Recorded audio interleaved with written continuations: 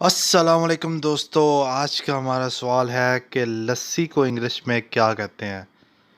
तो इस सवाल का जवाब 100% लोगों को गलत आया, तो इसलिए मैंने कहा चलो यूट्यूब पे दोस्तों के साथ ये बात शेयर करते हैं कि लस्सी को इंग्लिश में क्या कहते हैं। आपका माइंड चेक करते हैं, क्या वाकई ही आपका माइंड जो काम करता है या नहीं, या सोया हुआ दिमाग है।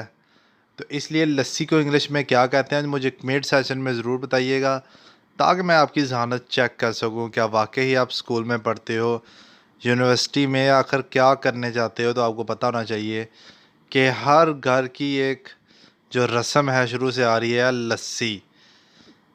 तो इसका जवाब मैं वीडियो को लास्ट पे दे देता हूँ। तो जी हाँ दोस्तों, लस्सी को इंग्लिश में कहते हैं बटर मिल्क। शायद ही किसी को पता हो, पर कमेंट में मुझे ज़रूर बताइए।